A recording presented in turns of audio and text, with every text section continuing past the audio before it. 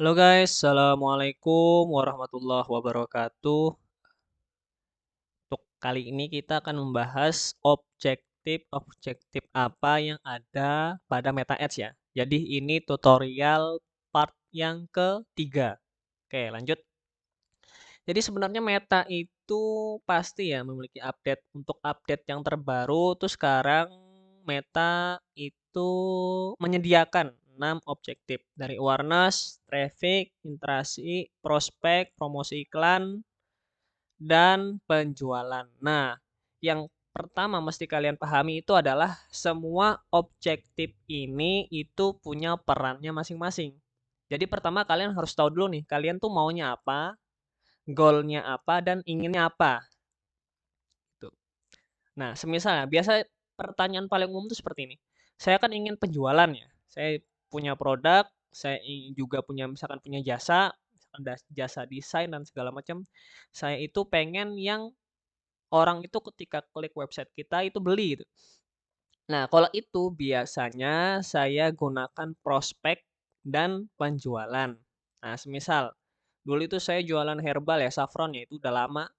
Biasanya itu kalau misal tombolnya WA, itu bisa kalian gunakan prospek. Prospek ini kan banyak gitu loh, bisa semisal yang herbal perlu konsultasi ataupun yang berbau itu biasanya buttonnya WA lah biasanya. Biasanya tapi itu prospek dan ini nggak harus ya. Kalian juga bisa gunakan penjualan. Nah, itu biasanya kalau misalkan WA saya kasih misalkan pixelnya itu saya tracking itu kalau nggak ATC. Kalau untuk pembelian itu memang lebih kepada form kalau saya sampai sekarang. Misal kayak order online ataupun platform-platform yang menyediakan payment gateway-nya di form, di apa namanya, di website lah. Itu biasanya saya gunakan pixelnya pembelian. Nah, oke. Sebenarnya objektif-objektif ini sebenarnya sudah ada di sini ya. Di sebelah kanan ini loh. Misalkan saya klik. Nah, tampilkan iklan ke orang yang kemungkinan besar akan mengingatnya. Nah, terus kan ada juga yang nanya, terus kalau semisal saya perlunya cuma penjualan ya, prospek dan penjualan. Nah, kedua objektif ini, terus empat ini gunanya apa dong? Kan kayak seperti tidak berguna. Nah, kalau di sini tuh pembahasan lebih dalam itu tergantung dari cara mainnya kalian dalam beriklan. Contoh, saya contohkan ya. Semisal traffic ya. Traffic ini kan kalau misalkan kita lihat adalah kirim orang ke destinasi seperti situs web. Kalau traffic ini kalau bahasa saya singkat apa ringkas ya. Jadi Facebook saya ngiklanin traffic. Memang ini lebih murah iklannya daripada prospek dan penjualan. Karena Facebook akan mencari orang yang akan mengirimkan itu ke situs web kita sebanyak mungkin dan semurah mungkin. Bukan kayak penjualan. Kalau penjualan tuh bahasa kayak gini. Facebook tolong cari orang yang berpotensi untuk membeli iklan saya. Membeli iklan saya maksudnya membeli produk yang saya iklankan. Jadi memang kemungkinan itu akan agak mahal. Beda kayak traffic. Nah, contoh studi case traffic ya. Ini yang saya ketahui.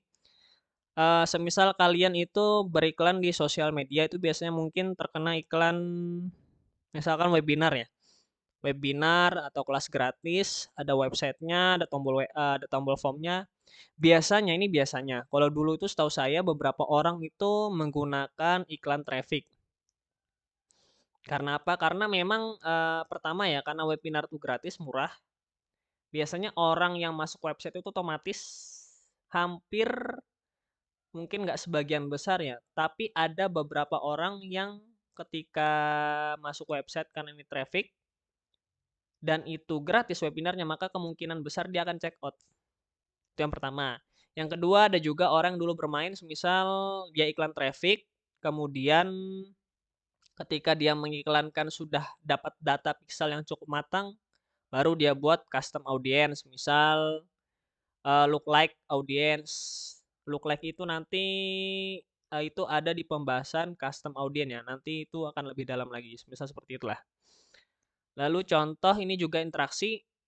Nah, kalau semisal iklan kalian nggak punya landing page ya, otomatis kan tidak bisa pakai prospek ataupun penjualan. Itu kalian bisa langsung direct ke WA, Messenger, ataupun ke DM Instagram. Itu bisa menggunakan interaksi. Nah, untuk WA juga bisa di penjualan. Cuma itu kalau saya sarankan interaksi dulu lah.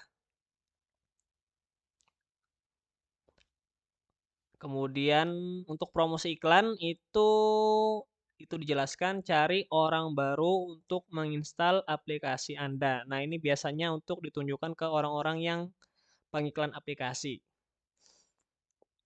Nah, oke, ini pembahasan singkat mengenai objektif-objektif apa yang ada pada Meta Ads untuk updatean terbaru ya 2024.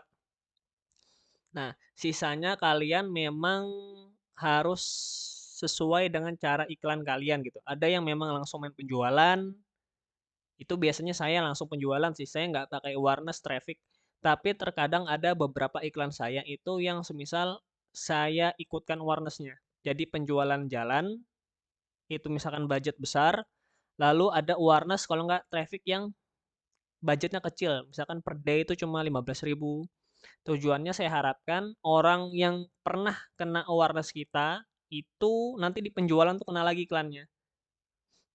Tapi dengan catatan mungkin bisa dengan konten iklan yang tertentu lah. Mungkin bahasa ininya di retargeting.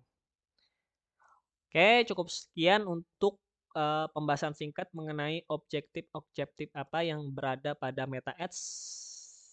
Oke, terima kasih. Assalamualaikum warahmatullahi wabarakatuh.